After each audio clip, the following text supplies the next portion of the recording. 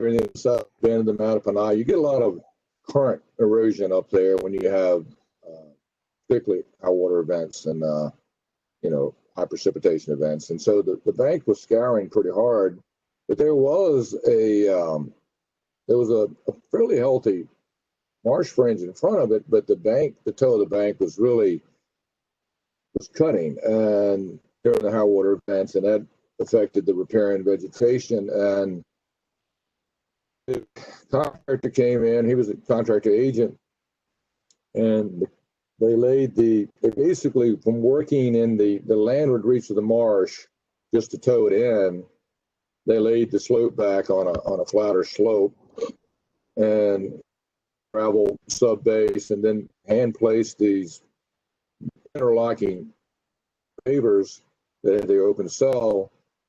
And in fact, I'm scheduled to go up there hopefully in the next month before the frost gets in, because it's a tidal freshwater environment. But the riparian vegetation and the little bit of encroachment of the marsh, you can't find the structure. It's completely vegetated, and it looks beautiful from a tidal wetlands and a riparian establishment. Yet there's a underpinning structure there during storm events that thwarted the erosion. I'd love to hear from Christy first, and then maybe from the engineering side of things. Christy, do you mind what CBS position is on those types of structures? Because as a permit writer, I would love to hear from you on it, and others. Yeah, I mean, I think I'd go back to the definition in Senate Bill 776, which has been in prior bills before, but it's living shorelines are shoreline management practices that provide erosion control and water quality benefits. They protect, restore, and enhance natural shoreline habitat, maintain coastal processes through the strategic placement of plants, stones, sand fill, and structural and other organic materials. And so more specifically, how we can recreate or protect, restore, or recreate, probably in most cases, it seems like with these type of techniques, highly productive areas for marine and inland wildlife, waterfowl, finfish, shellfish, flora, where we can mimic processes that are important for the absorption of silt and pollutants. That's all in the passage of the bill that passed. So, I mean, I think as the more techniques we have to mimic those processes, and as we've talked about, not only protect those shoreline or any erosion that's identified by the landowner in most cases, but also, of course, the flooding that we're finding. Some comes upland from upland sources, some that comes from sea level rise, but it's all about protecting the shoreline, but mimicking those processes that's good for water quality and good for habitat. So the more, as I mentioned before, the more tools in the toolbox that we have, the more of a market we'll have for contractors and homeowners where they can say this works and this works for my site, because every site, every cost differential is going to be, every site's going to be different. Every landowner is going to have different economics that play into it. So we just need to develop more tools and scenarios that work for the variety of the demand that I think we're going to start to see. So I think if something is mimicking habitat well and protecting the shoreline, we should by all means be exploring it and helping homeowners understand that this is a technique that can be used, because we need more options. And the legislation says as well that it's not either a living shoreline or hardened shoreline, but if a full living shoreline is not possible, there should be elements of living shoreline approaches in the permitted process. So we need to pick as much as we can that either protect the shoreline, but improve that water quality, or protect and improve that water quality as well as habitat. So not sure that answers specifically to that technique, but in general philosophy, I think that's what I would say. I think you have, and thank you. And I just got an email that Neville had to jump off and handle another call, so we've lost Neville as a panelist. Rich, I know you've had and submitted applications and utilizing, just as Christy just said, you had one down in Chesapeake where there was a minor bulkhead replacement, but then you pulled out the remaining section of the wall to protect, where the wall was needed to protect some existing infrastructure. I think there were some heat pumps and things. But then after that, you laid the rest of the shoreline out with a living shoreline approach using these articulated mats that allow for some planting. Can you speak to that a little bit from your experience? Yeah, Randy, that's called concrete stabilization mats. And they have their place, and I think it's another tool, like Christy said, that we can use, and it has its place too as well. Now, we've been implementing them now for about 2 years, and over the period of time, we've seen that they have their place.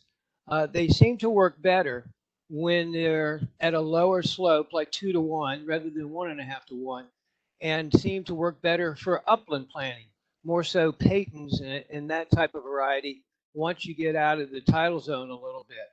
I've seen a couple of examples where it silts up at the bottom with every tidal change and chokes out the Spartina a little bit.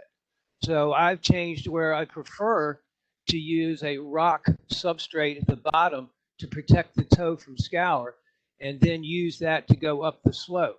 And one of the things that I like it for, and other agents, I'll pass this on, we have jobs where we have 8 or 10 salt bushes along the bank that are within jurisdictional limits, and we have to accommodate for that. The Fleximat gives us the ability to plan it, and as long as we stay within jurisdictional limits, we get 30% credit for that planning.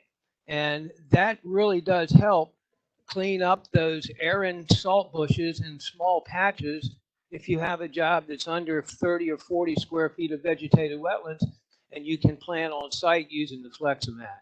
So it has its place. I just want people to be careful with it and not try and do too much with it. Thank you, Rick. Hey, Randy, Walter. Yes. Chris Davis with Ready Reef has done a couple of projects up in Gloucester, and one of them that's been in the ground for a couple of years looks really good. He has gone in. It's a Fleximat. They're like 8-inch square concrete blocks that are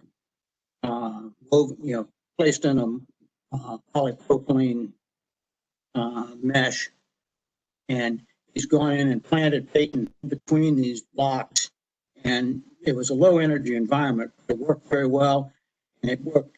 I agree with Richard. In some of the higher areas, they're a very effective alternative in the high marsh area. Thank you. Mike, we just crossed the 1 hour threshold. What do you see in the way of attendees that are asking to speak?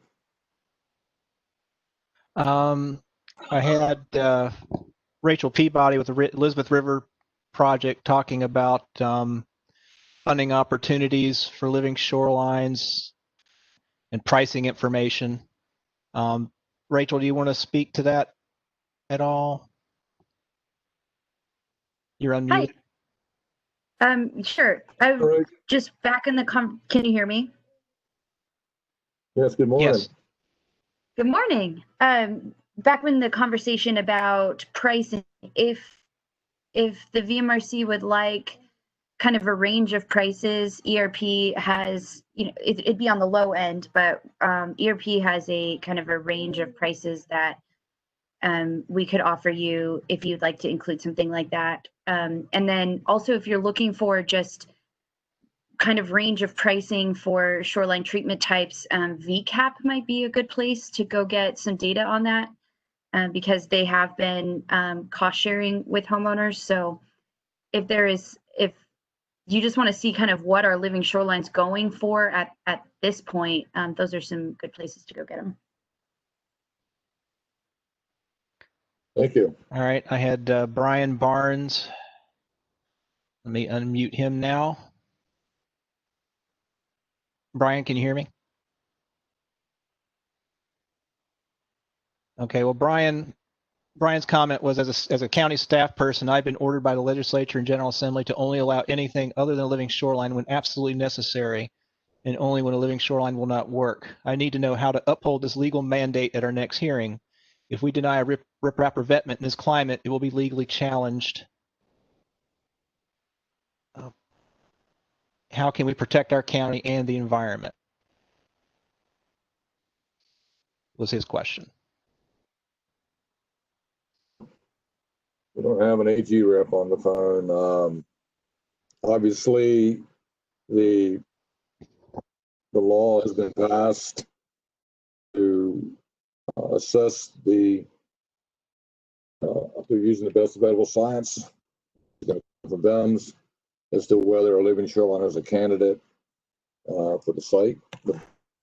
We'll have any number of tools available, including existing wetland guidelines and the various tools that are already out there to debate. They need to take into consideration the property owners' comments as well as the comments we hear from their own staff and BIMS advisory services.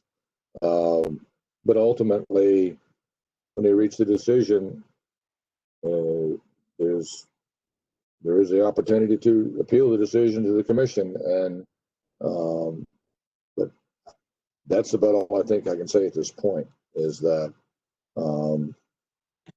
that is an avenue that the applicant can consider, or we have the authority to review the decision if we don't believe they've reached the appropriate decision under the law has changed.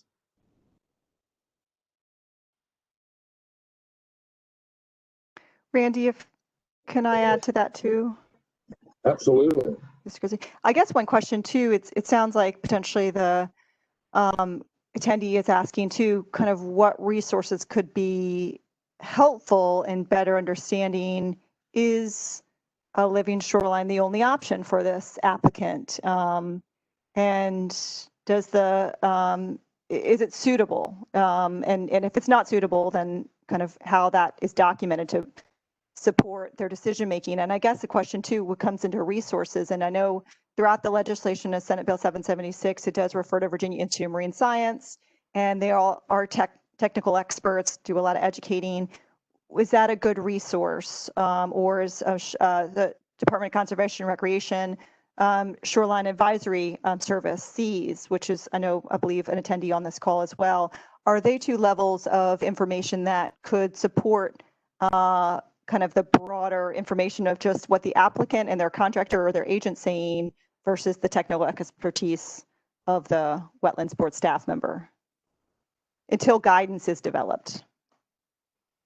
Correct. And that is obviously, we are working in earnest, thank you, Christy, to develop additional updated guidance to this matter. Those are good comments. Thank you. All right, that's about all I have, although Kevin Du Bois has been trying to chime in. Let's see if his microphone's working now. Kevin, can you hear me?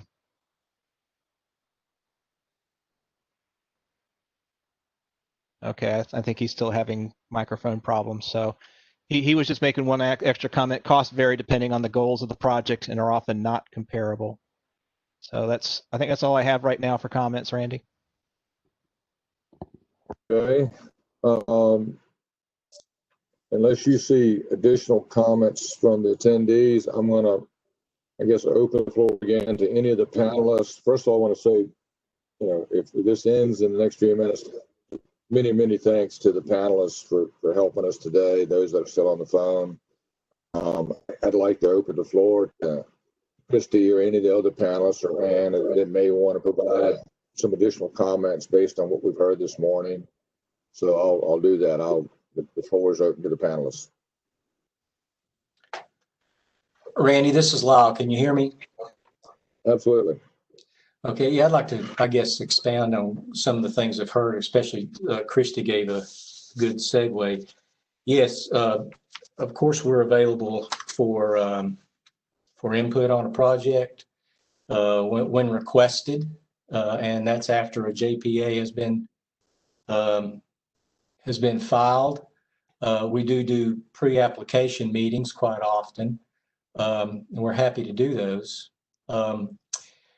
but be aware that we have no authority. We're just an advisory, a scientific advisory. And, you know, I would venture to say that we've always been given the best available science, but I'll move on from that. I guess when you're talking about something like Brian has done, and I think, I think it was Bowers, forgive me if I got the name wrong early, about why are you using rock. You know, when we go and look at, we feel the site visit is very important because the core thing that you look at is geology and physics in these first. That's very important, and they can be very inconsistent even on a parcel. But I guess what I'd like to say is it's, you know, first off, this is not new. You know, VIM's first published about the effects of sea level rise on marshes, that they either have to migrate or prograde in elevation back in 1969 was the first time. And back in 1988, we did the reports, the tidal wetland or the shoreline erosion policy guidance and such through the House Joint Resolutions back in the late 80s. And that's when we first brought up, or it was first brought up, non-structural erosion control. So this is a hard sell. It's not easy. I know there's a lot of focus on it now, and that's good. But this isn't the first, our first rodeo with this. So, but when we do go out to a site, and when we do give advice, hopefully it's pre-application, but that's a big ask in a lot of cases. When we look at these things, we feel responsible to not give advice that wouldn't meet the goals of the project. And I do have to say, if you want to use the best science, one of my focuses is shoreline energy. And I have a collection of, I know over 36 papers that are peer-reviewed, published, about the marsh vegetation and wave attenuation, and it's not very promising. So it doesn't do the job that we would hope it would alone. It's a function of the friction factor, which could be the width of the marsh, which when we're looking at living shorelines, unless we're going to start giving away subaqueous bottom land big, it's a function of size. I won't go into all of them, but most of them are less than 10-inch waves in a thing, and there's 60 to 150 feet needed to attenuate that wave 50 to 60%. And that's if the wave has the opportunity through the vegetation. There was a reference earlier about how marshes versus breakwaters in a certain situation. I think that was a North Carolina study. The water, the wave has to be at the level of the vegetation. It can't be 4 foot above or 3 foot above and have a marsh do that. So when we look at a shoreline, we often have to look at what are the hybrid things that Mr. Calvert, was looking at and was talking about. Because you can't stop erosion with just vegetation, a small fringe of vegetation only. So with that, I guess I'll just leave it at that, because there's a lot of things that you see on your agenda on your screen that we look at and that need to be looked at. All of them need to be looked at when you're answering this question. So I guess I'll just leave it at that, Randy, and turn it back to you unless there's follow-ups. Yes, if there's any follow-up, either from the audience or the panelists, now's your time. And if not, we'll move on, and we'll wait for that, but we'll move on to the balance of the panelists if they'd like to have, I guess, some concluding remarks today. I don't have any other attendees at this moment. Hi, Randy. This is Ben. Can you hear me? Hey, Ben, nice to hear your voice. Yeah, I've been waiting for my moment to hop in. And I want to appreciate Lyle's comments just now. A couple thoughts. One, and this might sound a little, I guess, harsh, but and I'm not, a wetland scientist. I'm a planner, so take this with a grain of salt. But in my understanding, all shoreline management structures are designed to fail at some point, or at least they're not designed to be successful beyond a certain point. And I think when we're talking about erosion control versus flood mitigation versus storm surge protection, that all of those they're not necessarily the same thing. And most of the structures, the types of projects that we talk about under that MRC and the wetlands boards are looking at are designed to address erosion. And so I think, Lyle's point about how much does a living shoreline really do when it comes to actually protecting from significant wave energy, not a lot, depending on the design of the project. And I just think that that's something that we really need to be taking into account when it comes to developing these guidelines, that in some ways it might be better for us to think about what is our standard of success, or what level of performance are we trying to get. And then if it encounters a scenario where that performance is overcome, if it is destroyed, if there's a failure in the structure, the point is not necessarily to build a erosion control structure that will be there in perpetuity. The point is to protect against erosion. And if you then have to rebuild the erosion control project, then that's just how it works. And I think one other thing that I'd like to just throw out there when it comes to planning for sea level rise, we don't know exactly how fast sea level is going to rise. We don't know very well.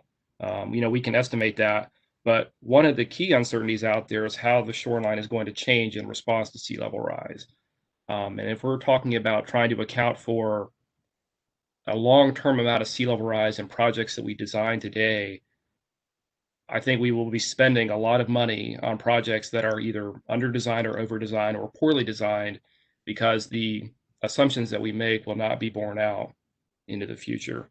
So what I would recommend is that, and I would actually ask, Lyle and Richard and others that are, more familiar with the actual implementation of these projects, what makes sense in terms of a planned or assumed lifespan for these projects, and then use that to drive the design requirements that we put into them. If a living shoreline is only going to last for 10 or 15 or 20 years before it needs to be re-engineered anyway, then that's the amount of sea level rise and future change that we should be planning for, not for something that's going to be 40 or 50 years from now.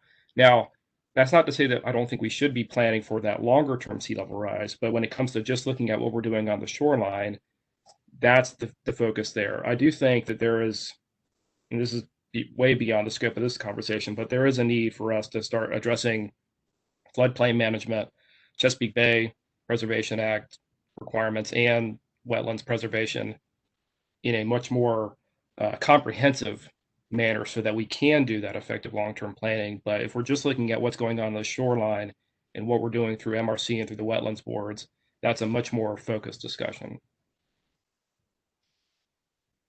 Those are excellent comments, and I have to say that I've talked about it for a while. We see property owners oftentimes come to the wetlands boards they're looking for solutions that address flooding, and they're not even experiencing necessarily an erosion on site, and we have to explain to them that a riprap or a bulkhead or a living shoreline isn't going to stop their flooding problems unless they're obviously raising their RPA. And I think you're right. The need to comprehensively look at the entire shoreline is needed. There are certain limits to what a wetlands board can do, obviously, within their jurisdiction. Oftentimes their staff that's representing them in the wetlands board hearing is also working with that same homeowner, the Just Bay Act. It may be a different board or a different, maybe staff level that they're working with, but there's no question that it needs to be looked at. And I don't know, are there any follow-up questions either from the panel or the attendees to Ben's comments, which again, those are excellent comments. Randy, I did have somebody from the attendee list wanting to speak. I don't know if it's this particular topic or not, but Allison Eichel. I'm sorry if I mispronounced your name. Allison Eichel, yeah, no problem. Can you hear me? Good morning, Allison. Good morning. I guess I had one of my questions, which Ben was touching on, so it is kind of a response. I did also have concern when we're thinking about sea level rise and overtopping and hearing that these stone sills are so important and necessary, and then the fact that they could be overtopped and that we're designing them to be overtopped now, but they're going to be completely overtopped in the future with sea level rise. And what does that mean? What is their lifespan? How effective are they? I think that is an important thing that we need to think about and put into these standards or be aware of. And then maybe more on the administrative side, or what are the practical next steps? Add some questions about how these concerns that have listed here on the agenda, are you intending to put them into the standards as quantitative minimum requirements? Is it going to be where the guidelines or standards reference VIM's tool, the website, where you kind of walk through answering and it tells you the recommendation? How are we actually putting into the standards exactly what the best available science is, so that we have this actually in writing and can tell the applicant, these are the things that you're failing to meet. This is why the living shoreline is appropriate or not appropriate, in a very, rigorous way. I would like to kind of hear what that thought process is, or what the goal is. Yes, absolutely great. You're not by yourself for wanting the answers to those questions. Should the standards be more policy driven or engineering, physics, and metric driven? We'll be debating that based on all the public input. Do we exclude living shorelines if you get greater than a certain fetch, just like we have done with our general permits for the living shorelines? Because we did not want to set it up for failure. We knew that if you built a small sill in an area with a greater than a 2 mile fetch, it's not going to likely be there. We will be looking, I know Dr. Mark Lukenbach at VAMS has set up the interdisciplinary team at VAMS to include, all of the programs at VAMS to help drive at the question of what's the best available science. And we will use the public's input to help draft, the guidance that we're intending for the commission. There will be when we get to that point, there will be a request for public hearing for the commission, and then there will be a public hearing that follows. So there will be additional once the draft is prepared, there'll be additional opportunities for the public to weigh in with the commissioners, whether we meet in person or virtually at that time. I'm not sure, given COVID, but I want to take this time, because that is an excellent question.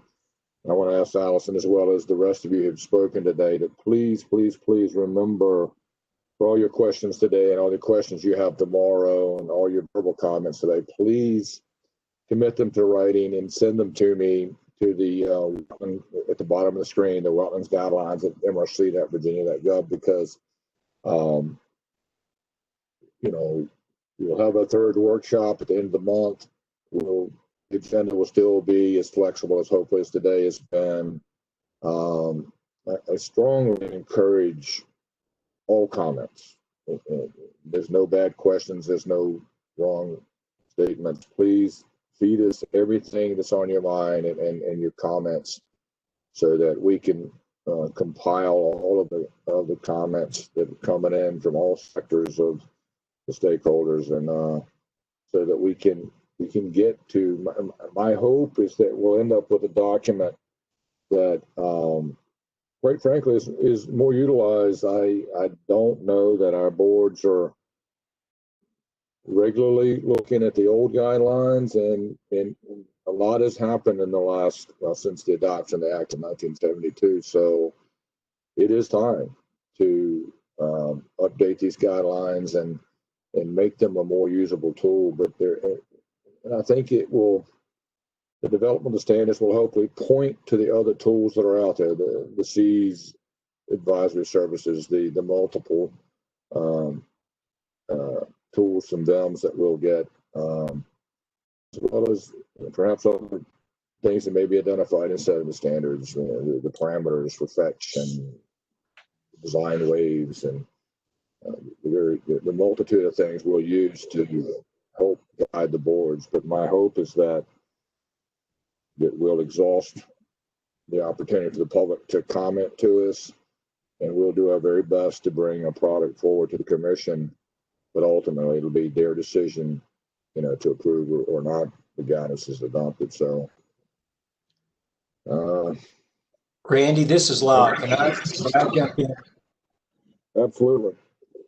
Okay, I'd like to kind of address, I think it's Miss Eichley's stuff. You're looking at, I think I'd like to maybe set a landscape here about what to expect from science. We have no authority. We're advisors.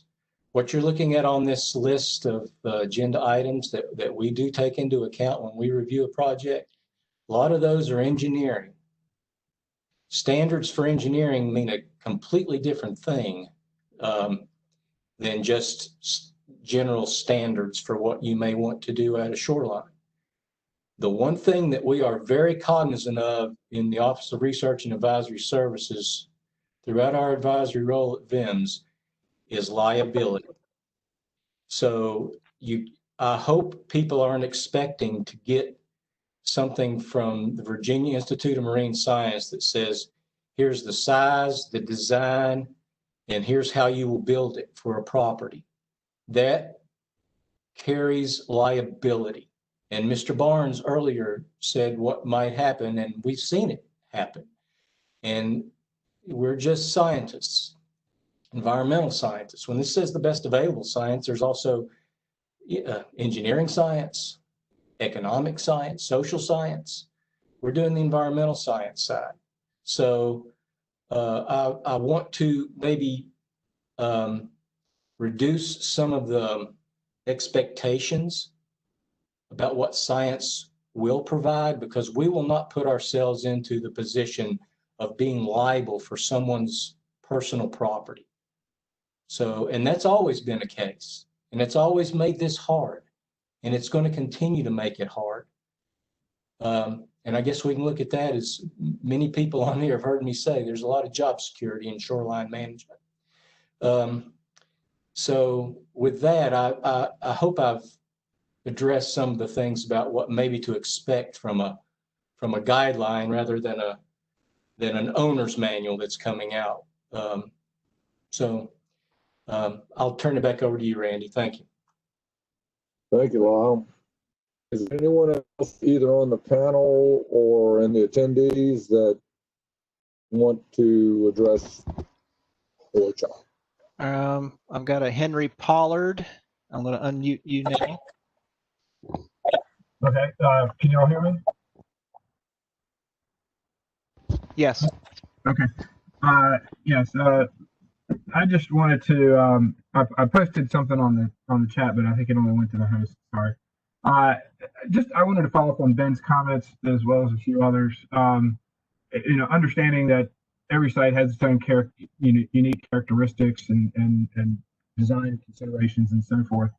But I guess my question, and this goes to really the heart of how we develop the standard of review of these projects in trying to fulfill the statutory requirements. But but it also maybe goes to the more technical or engineering, scientific considerations. But the question is really, I guess, isn't it, based on what I've heard and based on my experience in working with clients on these issues over the years, isn't it more realistic or perhaps even more likely to expect that on any given shoreline situation, you're going to need to have you may need to have some combination of living shoreline and hardened shoreline structures as the most appropriate or the most feasible or suitable approach.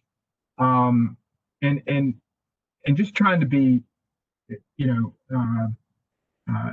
trying to be realistic about what the expectation is generally going, what generally would be expected for these properties.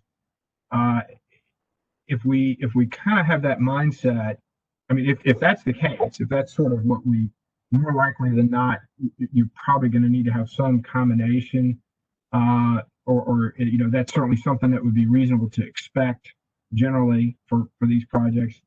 Then factoring that expectation in or that understanding into the guidance for or the standards for the review of these projects. In other words, what is suitable, what's feasible, so forth, with criteria, and looking at then how does that inform the project design, satisfactory, the demonstration of the satisfactory design for that project. I just wanted to kind of lay that out there and see if y'all have any thoughts on that. Just trying to be realistic about what to expect, on average, so to speak, and how we should factor that into these guidance and the review standards. I'll open up the floor to the panelists that might want to respond to that.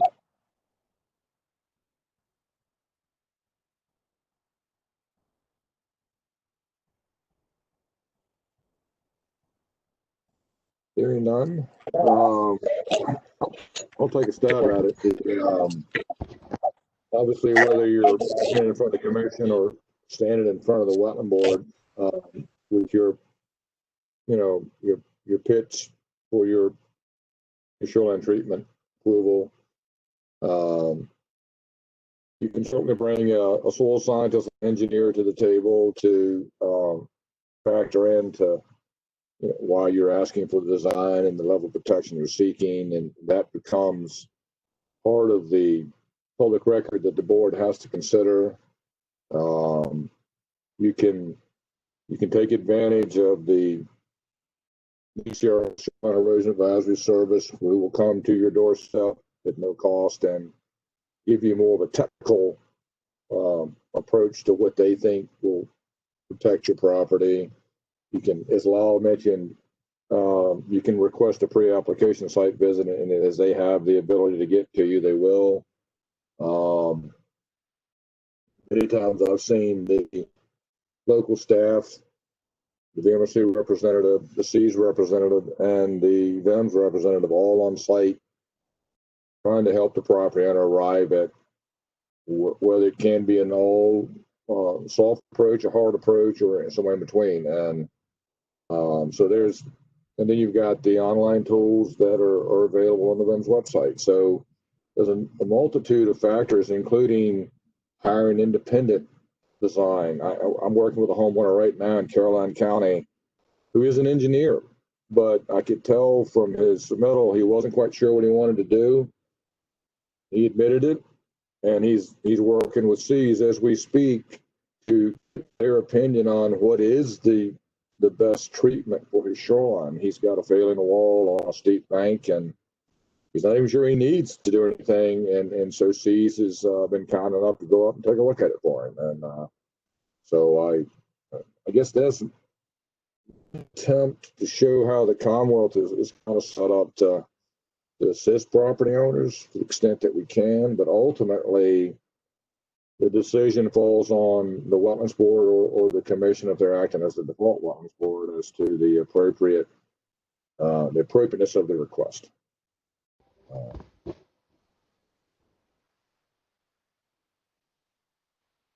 Randy, just to add on to that too, would it be possible to list some of those resources potentially on the MRC website? So as pre-guidelines, but you know, since we're after July 1, where we're kind of really in this implementation phase, could people better get a sense of what those resources are and what they are not? As Lyle said, there need to be some caveats with it. But I do think there, as Rachel mentioned, there are a number of cost share programs, but there are also a number of resources, some technical advice. There's guidance in forms such as on the VIM's website, but I do think people could benefit from, or even Wetlands Board members and their staff, from kind of how this information might be compiled or put together.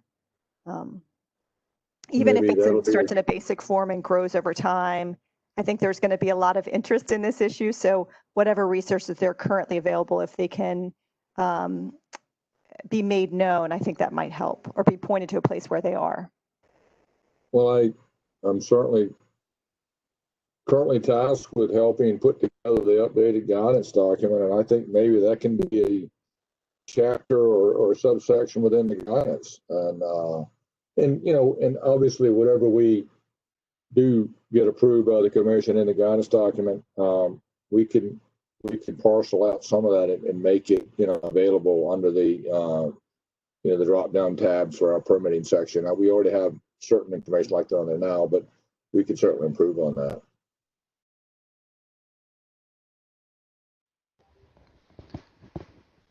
Michael, what you got on the I got William Stiles raising his hand. Okay. Yeah. This the sea level rise, the way the statute's written, the sea level rise work that's supposed to be done is to be done according to a standard set by the Commonwealth. And as far as I know, well, I know that there is no standard for sea level rise in Virginia. Randy, have you heard from anyone at the state about when or whether they will be issuing a standard that will drive these guidelines? We've just incorporated into our document as well, and we're certainly working with Ann. Ann, do you want to speak to that? Sure. Good morning, Skip. Thanks for your question, to which you know the answer. And I think the challenge here for the state is, as I mentioned earlier, we've set standards, but they're for state-owned buildings. And so in the expansion and continuation of the Executive Order 45 process, the intent is to take that further and to develop standards that apply more broadly in the context of what the state will recommend to localities, which is a part of Executive Order 24, and what it will set for its own state property. So that's kind of under construction and is a part of this process, as Randy just mentioned. And so we'll be working through that over time. So the standard for state-owned buildings right now, which I did not say earlier, is based on NOAA's 2017 intermediate high curve guidance at the time. That's what we're looking at. And back to Ben McFarland's astute comments earlier, it does depend, and the impact that you would consider is how long do you want these projects to last, and what is your objective in creating them to begin with. And as many people have mentioned, the cautionary tale of this is a water quality outcome. It has potential to assist as a water management outcome. By that I mean living shorelines. And I think the challenge there is, well, how much water management are you really going to get? Do you understand that? And how much are you going to get over time? And how much are you going to get over time as you have rising water? So understanding all of those things makes this quite complex. And I think I'll just add one more thing based on a comment that I see Kevin has put in the chat that I'm not sure everybody sees, but the discussion of, wetlands programs and Chesapeake Bay Protection Act programs, 776 here, Senate Bill 776, which VMRC is responding to, very much focused on living shorelines and expanding that capacity. But we also have House Bill 504, which adds consideration of climate change and sea level rise in the Bay Act. And so both of these now legislative directives, laws are in the progress of implementation. And so DEQ is working the 504 piece and VMRC is working 776. So the challenge is those two things do meet at some point, and making sure we're aligned as both processes, which are different, go forward. Thank you. Randy can also weigh in on that. This is Lyle again. I apologize. Yeah, we've had some internal discussions about the standard here, a few of us, and some external with some clients. You know, you've got to keep in mind that if you're wanting to create a living shoreline to provide the ecological services, which we all want to do, there's an intertidal zone, and that's depending upon what the water level is at this time. Spartina or Spirobolus now, some people, you know, it's been reclassified, but everybody knows this Spartina is mean tide to mean high. And if you go in and say, I want to build a structure for 50 years out, well, you can do that. Let's say you have a sill, that's the height of the sill. That also increases the width of the sill, which also increases the direct impacts at this time. But if you want to put a substrate that's going to be a marsh in 50 years, you're going to bury your marsh. So it's going to have to be an evolutionary thing as sea level grows with a living shoreline that will make it sustainable. You can increase your sill over time when you see you need it. If you have a sill, there may be places way up in where the shoreline energy is small that you don't need you'll have a coir log or the bags that shell bags has been spoken of. But in the larger situations, depending on your bank height, of course, and your bank condition, it's going to have to be an evolutionary engineered process. And you may, and it's also important for everyone to know involved, homeowners that are going to be subject to these decisions, that, you know, it's documented that living shorelines often need maintenance because of things that happen to them during, you know, storm events or such. So the standard is a little, I guess, it's a tough question from where I sit, or from where we sit. So I will turn it over again. Thank you. Thank you, Lyle. Mike, where do we stand? I think you said there might have been another. John Bateman, did you have something you wanted to add, I think? Can you guys hear me? Yes. I was just going to add some of the things that you guys had already been talking about, that tracking living shorelines and other shoreline management BMPs for water quality benefit, which is a co-benefit, is extremely hard to do. And I know that DCRCs is in the process of trying to verify permitted living shorelines and input them into the DEQ's BMP warehouse. And I just wanted to know from you guys if there's a way to build this into the permitting process to make sure that we're tracking these voluntary BMPs. I'll take a stab at that. I know, and if Mike Van Landham is on the call, please, or Aaron, please punch in behind me, or Jackie with DCR.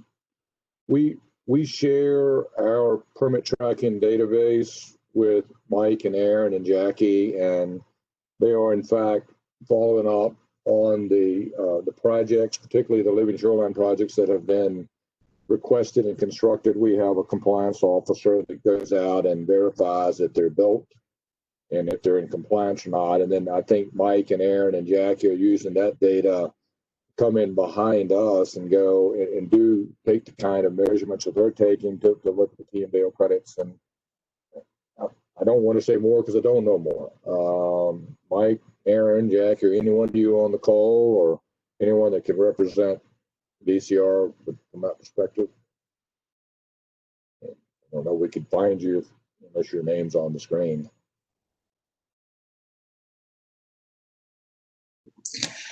Yeah, this is Aaron. Can you hear me?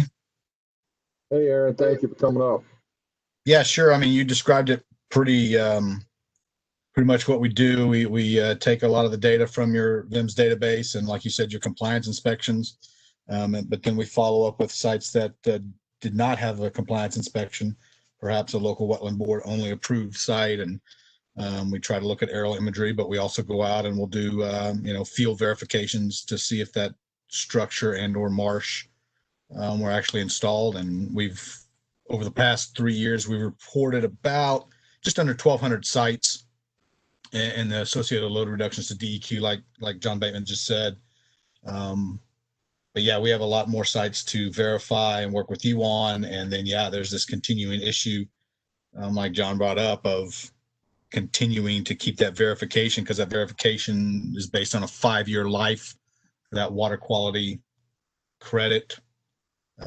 So this issue of just reporting the water quality credits for the Chesapeake Bay WIP is an ongoing process. And thank you for coming to the surface. Hopefully, John, that answered in part your question. Yeah, it did. Thank you. All right. Thank you.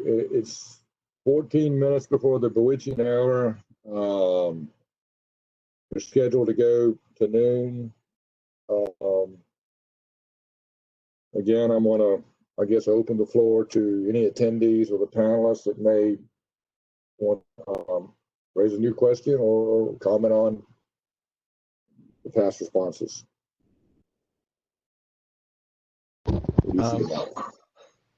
Unless a panelist is getting ready to speak, I've got Allison Eichel again had another comment.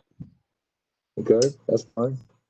Oh, hello. I just kind of wrote it into the post, and I just sent an email as well, but I just kind of wanted to follow up on that fact about having the technical experts referenced to rather than incorporated in the standards. And I think it would be important if there isn't kind of one best available science referenced in the standards for how to determine whether a living shoreline is suitable or not.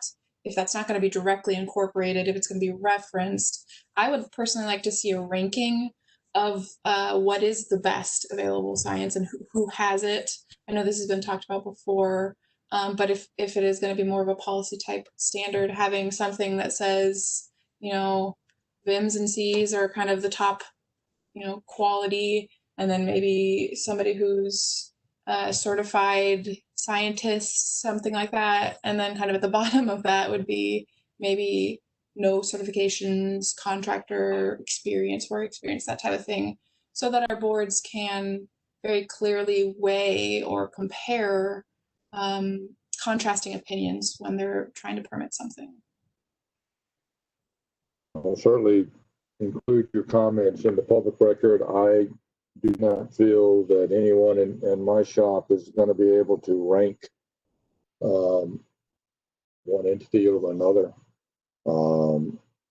I think that the way the Wetlands Act is set up is that the boards are charged with considering all factors, the testimony of the citizen, the contractor, the agent, the science that's brought to the table, the guidelines is written, and any other life experiences as a board member, property, site visits by the board members.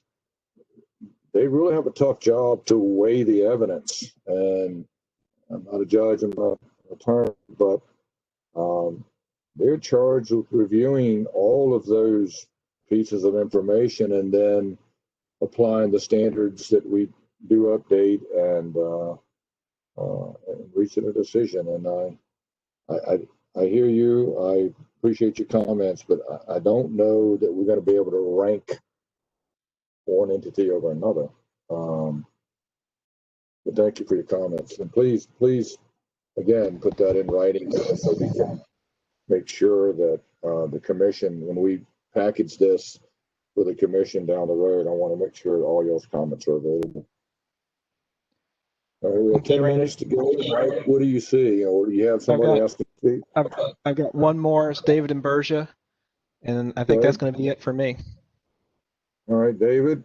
good to hear from you. I hope I hear from you. Are you able to come up? Hey, Randy and Hi, the Dave. panelists. Who's yours? Good morning. I just had a thought as I'm listening to a lot of the comments here, and I'm wondering if one way to address our future guidance is, of course, there's a lot of, as we've talked about, there's a lot of guidance already in place, but maybe there's a way to get at the individual specific things that we've heard from boards and contractors and applicants over the years. I believe VIMS has done some work in the past to sort of collect those thoughts and things about things that cause strife in the process and or in the boardroom, and so some of our guidance could be more directed at those and aimed at those specific, alleviating those things on future cases. So, maybe it's not just what's said, but providing it in a way that helps folks get over the things that we know that they're going to have as concerns and might hang them up or might hang us up on our end, on the local staff and wetlands board side. So that's my question. And I'm going to ask you to restate the question. I'm not sure. Okay, do you think we already have that information? If not, should we collect that information from our boards and board staff and contractors and what we may have already seen in cases past that tend to hang folks up? And could we create a portion of our guidance that's designed for that audience to address those kinds of things that we typically see hang people up? So in addition to the technical stuff, it's really sort of a customer-friendly set of guidance out there that helps people get over those humps. Well, I'm going to ask my panelists for help on that question. I haven't really thought through my answer. Anybody willing to take a stab at that? I've got agents on the phone. I've got social commissioners. I've got people who've done both and sit on the wetlands boards. Anybody want to take a shot at that?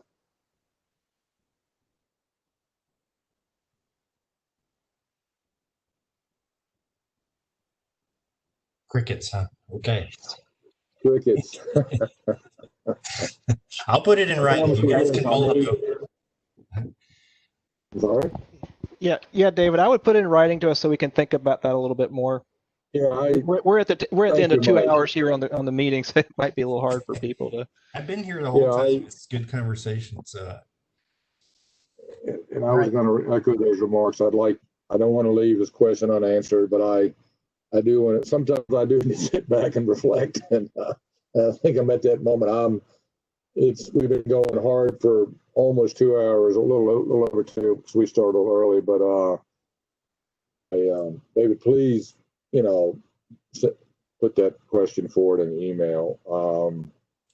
I think at this point, might you see any other attendees with their hands raised or asking to speak? John Bateman had one last comment, and I'm just going to read that instead of moving too far forward with this. Is considering that they often drive decision-making for property owners, has there been any discussion about developing a state accreditation for shoreline management contractors, engineers, or designers to ensure continuity and the use of the latest science and best practices? Well, that's an excellent question. I know that the Scott Hardaway and Karen Durian at VIMS are holding some contractor workshops again this fall. I don't know if that is ever going to happen. If anybody on the panel can speak to that, I think what I'll do is I'll make that the last question from the attendees. I would encourage, John to tune in to the workshops that VIMS has got planned for the contractors this fall. And I know there's a definite desire to have contractors that are certified in that department. If Karen's on the phone or Scott or anybody that's setting those workshops up, I I do think you get some sort of credit for attending the workshops, but I don't want to speak to state accreditation because that's out of my field of expertise. Anybody on the panel would like to respond to that? I'll open the floor to the panelists.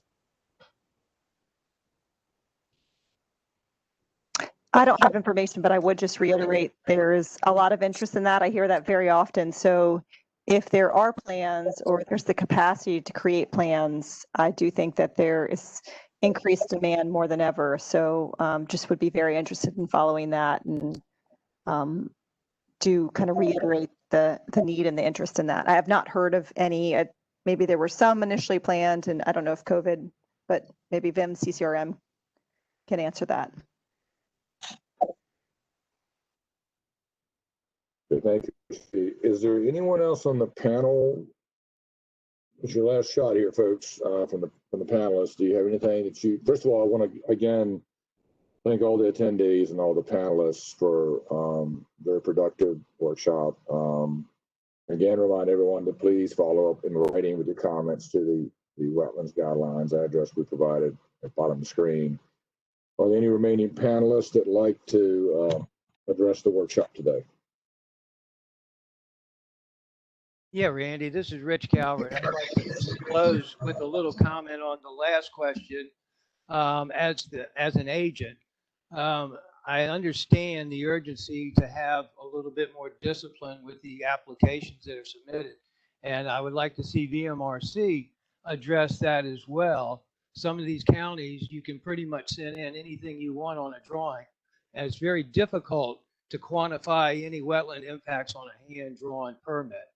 Other than that, I think the agents are out there. We're fighting the front lines right now. Most of the general public understands there's a new law, but sometimes they don't believe us and they'd rather hear it from VMRC or a city official. And that can be real problematic when we're trying to implement a design for them. Other than that, I think they're getting the message, and I think everyone wants to do a living shoreline or some component of that.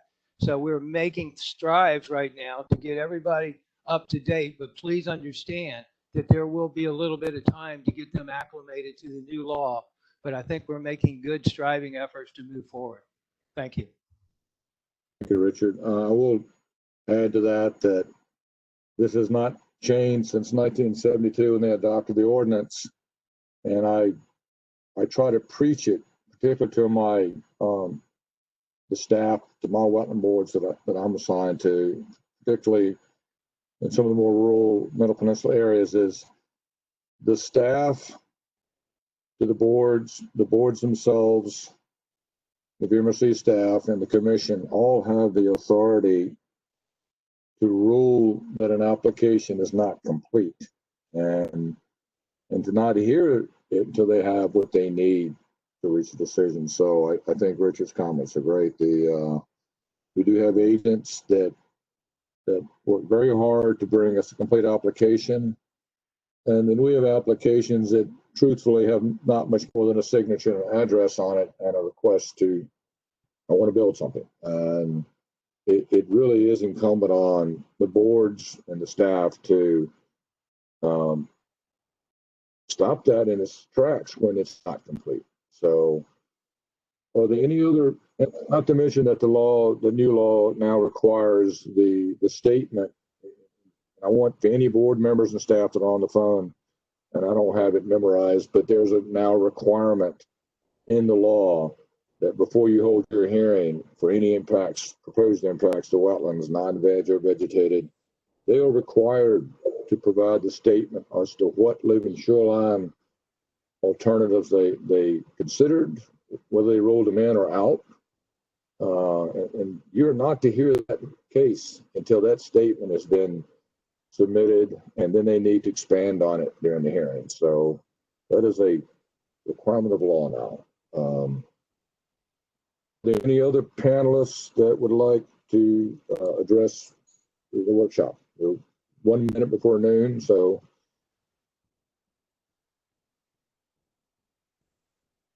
Hearing none, I want to thank everyone, particularly Mike, for helping me host a WebEx meeting, which you can clearly tell I'm less comfortable with. I want to thank the panelists. I want to thank Ann and Christy and all of you for coming in and helping us today. Thank the attendees. Please, please, please provide, any of your comments today in writing to the email address, as well as follow up with the additional thoughts you have. So, Mike, to everyone, thank you. We're gonna close the meeting. Thank you again.